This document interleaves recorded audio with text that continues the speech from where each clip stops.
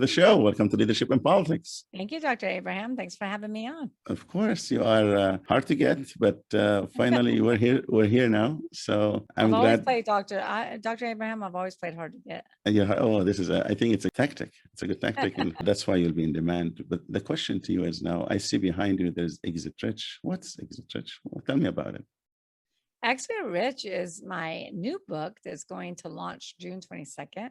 Exit Rich was endorsed by Steve Forbes.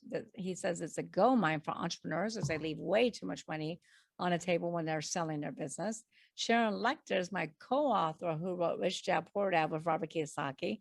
She's a CPA, financial literacy expert, and the advisor to many different presidents. Yes. Her husband's an intellectual property attorney, so she writes the Mentor's Corner after each one of my chapters from her perspective. And then Kevin Harrington, the original Shark from Shark Tank, wrote the foreword. So Exit Rich is not just about selling a business, Dr. Abraham. It's really about building a sustainable business that you can scale so you actually will have a sellable asset when you're ready to sell. Because Steve Forbes says 80% of businesses on the market will never sell. Will never 80%. Sell. And do you vouch for that since you've been in business for 20 years? Absolutely. You've been in business for 20 years, right? 20 years of experience. I've been in business a little over 20 years. I personally have sold over 500 companies. My team altogether has sold over 1,000. And he is absolutely right. 80% of businesses will not sell. Only 20% of businesses in the market will sell. And the number one reason for that is because business owners, number one, they don't think about selling their business. They don't plan their exit strategy. They don't know. They don't even think of it. Yeah. They don't even think of it. They don't really think about it until a catastrophic event occurs, internal or external. Internal is health issues, partner dispute, divorce, death. External is this pandemic we've been stuck in for the last year and a half. So because they don't think of it, when something like that happens, or they get burnout, or the business isn't doing well, then they call us up and say, hey, we want to sell our business. Mm-hmm. And we do an evaluation, and then they're like shocked. They're like, what do you mean it's only worth $500,000? I thought it was worth 10 million. Because business owners always look at their business and base the value not on what the business is worth, but what they feel they need to enter the next phase of their life, whether that's retirement, buying another business, etc. So they're like, well, we need $10 million to retire on, so that's what the business should be worth. So this book you have, Exit Rich, that's not only for 10 millions, that will be for probably somebody with a $10,000 business. Yeah, Exit Rich is for every entrepreneur, every business owner, even people looking to buy a business. Exit Rich is for anyone who really wants to build a successful business, that wants to build a business that is sustainable, that they can scale. One of the biggest issues with business owners and why businesses are not sellable is because business owners have created a glorified job in which they go to work at every day versus a business that actually works for them. The business is not sellable because it's dependent upon the owner. That's another reason why we work with larger businesses, is because our buyers are not buying jobs, they're buying businesses. They want to make sure that the business operates on all 6 cylinders, all 6 P's. They want to make sure it's not dependent upon the owner. Now, I also want to say this. You might have a business that's worth $1 million. We work with business owners. We have a Road to Sell program that we help our business owners build their business, strengthen the infrastructure, so that they can get that $10 million price tag. So we don't walk away just because the business is not worth that $10 million. We help that business owner to get to that $10 million. It might take a few years. It might not happen overnight, but we help business owners get there. I partner with business owners too. I invest my time, my energy, my efforts, my core competency, my capital, and I help fix the business, grow the business, and we put them on a build to sell program. So at any given time, I'm on 5 to 10 different businesses that I'm building to sell. I like that. But what really I'm interested in, and you already know what I think of, I'm interested of how your business is helping others and serving others within the community. True, when money comes into play, thinking of serving others is not the primary issue.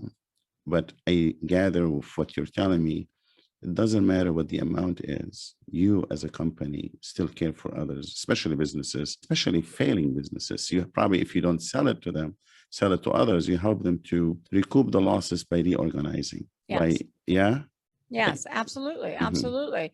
You know, look, when I wrote my very first book called Sell Your Business for More Than It's Worth in 2013, I did the research and learned that 95% of startups would fail, right? We all know that. It's common sense. When I did the research for Exit Rich, I did the exact same research Mhm. and learned that the business landscape has flip-flopped. It has changed dramatically.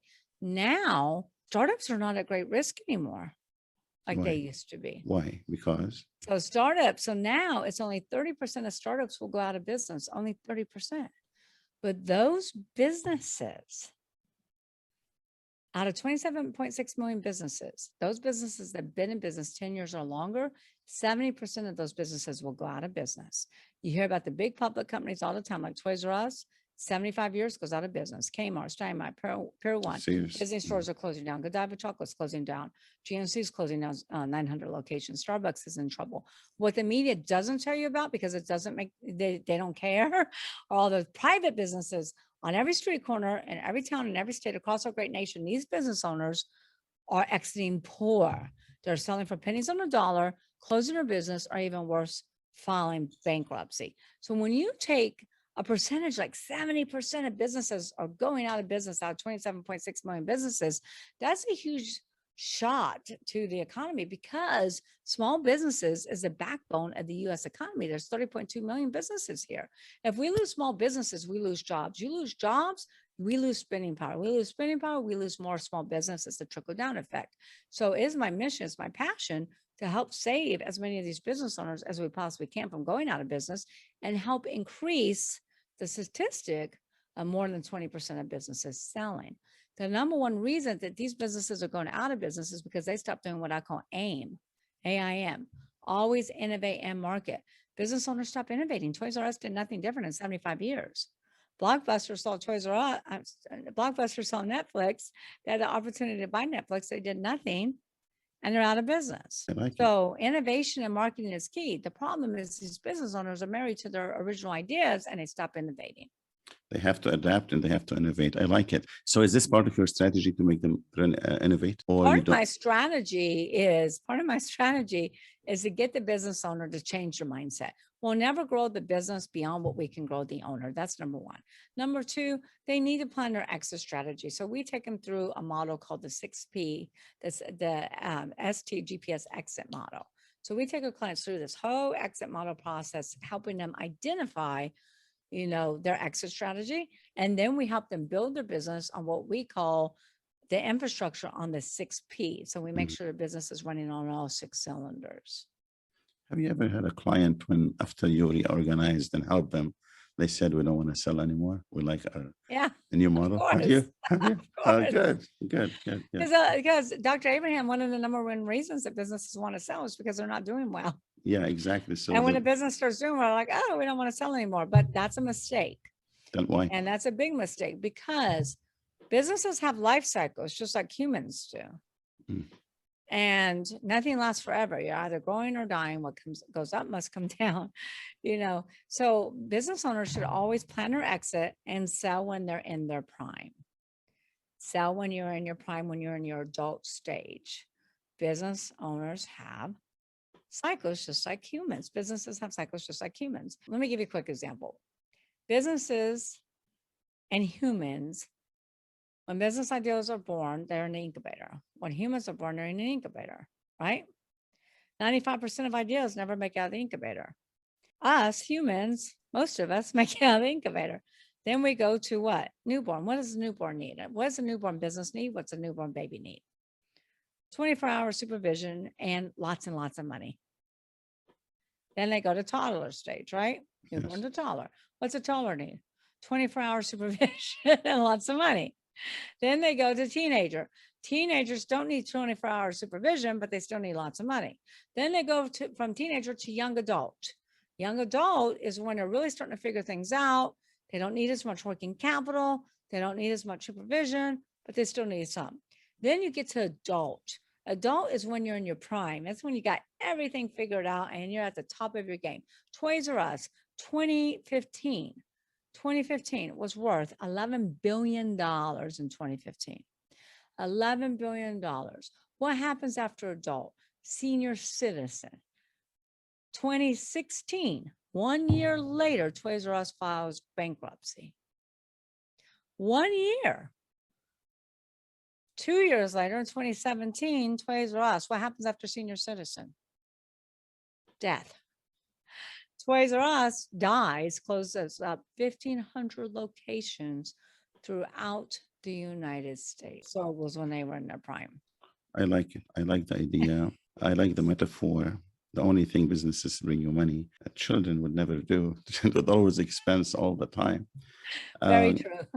Well, let me ask you something, though. Let me ask you something. Well, at some point, children are supposed to take care of us, Dr. Abraham. Well, that's in an ideal setting. Ideal setting, especially if you raise them right and you give them the right mindset, which you're talking about, a mindset. Right. If you help leaders or either founders or startup companies to have the mindset from the beginning, they know when to exit. And I'm glad a book like yours will help them do so. But I want to go back to the Toys R Us story. You said in 2015 they were worth 11 billion. Mhm. But then suddenly in 1 year, Mhm. they collapse or they start to in the decline They stage. filed bankruptcy. Why is that? Why It was what actually the happened to second time that they filed bankruptcy in the True. 70s. I have case studies in my MBA classes on them. And I want to just follow with you on this 1 year, the time span of 1 year. So hopefully what you share with us will be beneficial to the audience and to people listening to this and seeing this. Why is it only 1 year? There's 1 year and then suddenly they decline. We were talking about innovation. Mhm. Is it like primed at that time and that's it? It failed and were they camouflaging Well, something? here's the deal. I'm not on the inside, so I don't know why 1 year, but it's interesting that they're worth 11 billion 1 year and the next year they filed bankruptcy. And so what is it? Poor management? Is it poor leadership? Is it lack of innovation? Was it lack of marketing? Was it overhead was too high? Probably all of the little? above. All of the No, above. all of the above. Exactly. So we're not in the inside, but I would say all of the above. And, look, you have to run your business on the proper foundation. And I call that, again, the 6 Ps, but you have to run it on the proper foundation, proper infrastructure. And also sometimes you have to change leadership. I mean, what got you here won't get you there. So sometimes you have to change leadership. You have to have a different vision. I mean, Amazon does so great because they have such great leadership. They have such great vision. They're always innovating. They're always acquiring. I mean, when I acquired Whole Foods, that was like a huge, smart acquisition. And now they're acquiring MGM, right? So who's going to space? Do you think he's going to come back? Yeah, I know. Is he do going to you come think back? I don't know. We don't know if he's going to come back or not. Probably he doesn't want to deal with us anymore. Well, good. So tell me now, take me into the exit rich. You said 6 Ps. Are those inside the book? Did you talk about them within Yes, the I contents? do, because again, exit rich is not just about selling your business. So that's exit rich is about building a sellable asset. Because if you don't build a sellable asset, you'll be in the 80% of businesses that never sell. So the 6 Ps are in exit rich. It's the infrastructure. It's the core foundation that you need to build your business on. Otherwise, your business is not going to be a business. It's going to be a job. It's not sustainable. It's not scalable, and it certainly won't be sellable, and it won't maximize value. The 6 Ps are really the infrastructure, like I said, that you need to build your business on. And these are things that buyers are going to look at. And if you're looking at acquiring a business, you should be looking at this foundation as well. So the first P is people. The reason I put people first is because you're not going to do anything without people. And you're just not. People, you got to have people. You don't build a business, you build people, and people build a business. So entrepreneurs make a lot of mistakes. One of the biggest mistakes they make is they work in their business, not on their business. And entrepreneurs are control freaks. They think in order to do things right, they have to do it themselves. Well, that can't be further from the truth, because nobody does everything right. Entrepreneurs have to focus on their strengths, hire their weaknesses. You'll never grow unless you let go of the control.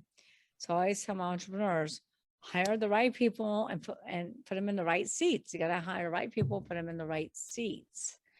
And sometimes that's tough to do. You got to also ask the who question. Who opens the door? Who handles marketing, customer service, legal, accounting, manufacturing, logistics, quality control, etc. I mean, the list goes on and on. And Dr. Abraham, I mean, the clue here is you should never be next to the who, because we're really trying to build the business without you. I mean, perfect example. We have a dentist that's been in business for 50 years. One dentist, he's the dentist. He has 3 dental hygienists. They just happen to be his daughters. And he wants to sell the business. That's why it's a family business. It's a family business. And I said, look, I can sell it for you, but we're not going to maximize value because you are the business. Number one. Number two, the purchase price is going to have clawback language, seller financing, earnouts. They're going to have things in there that's going to mitigate their risk. And it's all going to be contingent upon you and your daughter staying. Yes. And he said, well, honey, we're not staying. And I said, well, honey, you're not selling. Exactly. Because when you leave, the patients leave. So I can't stress this enough. You have to have people in your organization. If you're a one-man show, one-woman show, you don't have a business, you have nothing to sell. And if you don't, people are like, Michelle, I can't afford to hire W-2s. Well, maybe you can't hire W-2s. Maybe you start out with 1099s. 1099. If you're around college, you just said you're a professor. I'm in between 5 different colleges. We have a wait list for interns who want to be analysts here, marketing interns, analyst interns, etc. So you have to start somewhere. You have to build your team. If you don't have an assistant, you are the assistant. Isn't it Robert Kiyosaki? He said, I hope I'm pronouncing the name correctly. Robert Kiyosaki. Kiyosaki. Isn't he say, I think he said, if you have an entity, if you're working for yourself and with yourself, you're a self-employed.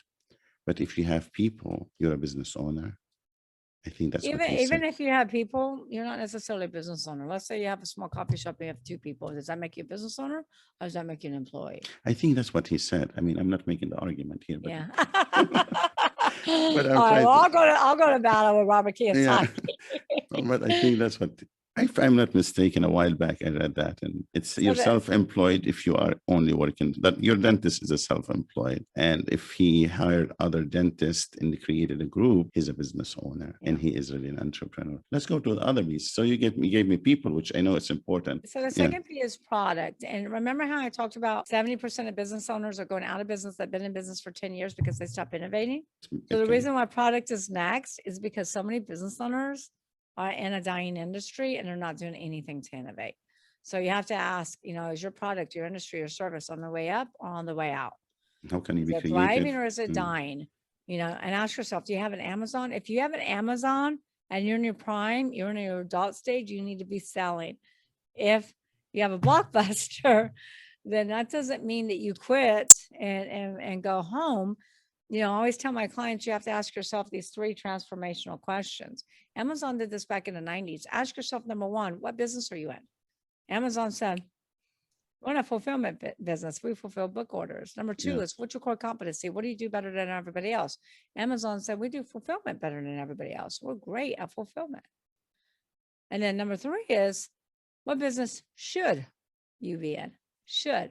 Amazon said we should be in a fulfillment business, fulfilling products for everyone all around the world, not just book sales. So those 3 transformational questions really transformed Amazon from a small book fulfillment center to a multi-billion-dollar worldwide conglomerate that they are today. And these 3 questions sound simple, but Dr. Abraham, they're not. These are transformational. Business owners have to get out of being transactional, tactical, to being transformational. You've got to work on your business, not in your business. And a lot of times to ask those questions, you really need an outsider's perspective, because when you're in the middle of it, you're not thinking clearly. And I always say you need an outsider's perspective to read the warning signs and keep you out of the danger zone. I like what you mentioned, Amazon. I like those 3 stages. These are very true. And your experience taught us there. Now, let me ask you about Amazon. Let's go there and make a scenario. Amazon in its prime, right? Without any doubt, in its prime, probably it's in the declining stage too. Jeff Bezos says several times, Amazon is going to go bankrupt. Do you remember that? Okay. 2 questions for you. Based on what? Is it based on the trend? You're going to be on the peak and then you're just going to go in the decline? Or is it different things or factors? Overcapitalized. And second one is, do you advise Amazon to sell now? Or would you ever sell Amazon? Or is it something you don't sell or you can't sell? So that's, that's a tough question. Yes, I say sell Yeah. Amazon, but what's Jeff Bezos' objective? What's the objective of the leaders? What are they trying to accomplish? Way too many times our business owners hold on to businesses way too long. Mhm. So I would say, yeah, someone you're in your prime, but is Amazon in its prime? Are they? Is it? Is it? They're acquiring, I don't know, because I don't have the financials. They're acquiring, well, they're a public company. They're acquiring MGM. What is that going to do? Is MGM going to catapult them to the next level? Are they going to own the movie industry? I mean, how much bigger can Amazon get? I mean, Amazon's already pretty big in fulfillment. Let So me ask they you, might not be in their prime yet. They might be in young adult and headed into adult. let me ask you though, you're right. So let's say with every acquisition, do you think they are re-energizing or resetting the stage or phase they're in? So they're not necessarily in their prime. With every new acquisition, at least in the mindset of management, Jeff and others, they go back instead of moving forward because now they have a new adventure, a new venture, a new venture. Every time they have a new venture. So in their mindset, there is no declining stage because we are really not Amazon anymore. Amazon, the original Amazon anymore. Yeah, that's very true because look what acquiring Whole Foods did to them. Exactly. I was I was one of the judges at Pitch Tank in Las Vegas. I was sitting right next to John Malky. I was in between Steve Forbes and John Malky. Mhm. And that was right before the acquisition. And I asked John, would you consider selling Whole Foods? And he's like, no. Wow. Hell, they were already in negotiation. Wow. Wow. Yeah. So, Okay. Amazon, I think, I don't want to say they keep reinventing themselves, but they keep enhancing, they keep innovating. They're innovating. And look, innovation takes on many different forms, right? They're innovating through acquisitions. And that's the best way to innovate because it's not organic. It's quicker to the finish line. They're not going out and starting grocery stores. They Starting. bought one of the largest, they bought Whole Foods. They're not going out there trying to make movies. They bought MGM. They So don't they're have to. innovating through They acquisition. don't have to invent the wheel anymore. They can just move on. And I like I it. always say the quickest way to grow, Dr. Abraham, is not through organic growth, it's through acquisitions. And that's my next book Acquisitions. that's going to be coming out after Exit Rich. How was the experience with Sharon? Writing the book with her. Sharon is fantastic. Sharon says, send me the manuscript. And I was like, I met Sharon years ago, speaking on stage. Her and I spoke at the same events a few times. And, I was always a little intimidated by Sharon at first. But we have a mutual friend who said, look, Sharon, you really need to read Michelle's manuscript. You need to co-author her manuscript with her. And so I already wrote the entire manuscript. I sent it to her. I was nervous. Like, what's she going to think? What's she going to think? Is she going to like it? And she loved it. And she was like, oh my gosh, this is brilliant. And so she wrote the Mentors Corner after every chapter. And she's been wonderful to work with. Your other books, did you write them by solo or you had also co-authors? No, I wrote them solo. Give me the title of the first book. Sell Your Business for More Than It's Worth. And the second one?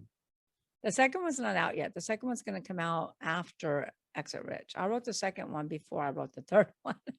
Okay. The second one is about growing wealth through acquisitions. Which one was your bestseller?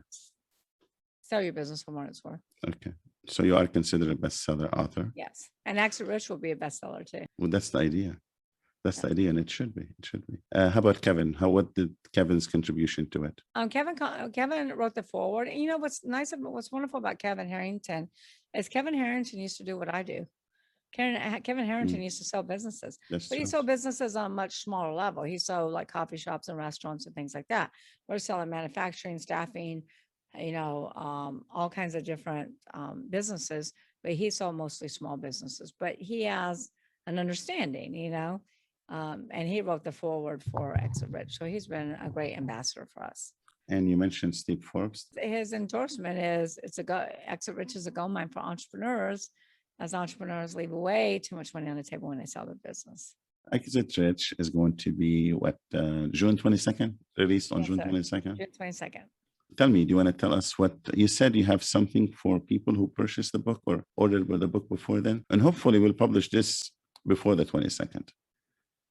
Yes, we have to, because otherwise all of this value is going to be it's going to be obsolete. What kind of values? What is it? Okay, so let me tell you. So we already told you a little bit about Exit Rich, endorsed by Steve Forbes, forward by Kevin Harrington, Sharon Lecter, co-author. So Exit Rich is launching June 22nd. If you go to exitrichbook.com,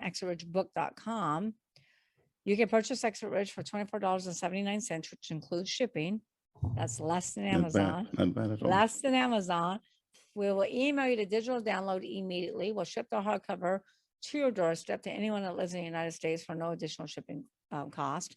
We'll give you a lifetime membership into the Exit Rich Book Club, where there's lots of video content and me doing deep dives and different techniques and strategies that I've been teaching over the last 20 years in the trenches and even on my own businesses, plus documents to operate your businesses, documents to sell your business, sample policy and procedure manuals, employee handbooks or charts, sample letter of intents, purchase agreements, due diligence, checklists, closing documents, all these documents and I'm just naming a few, Dr. Abraham.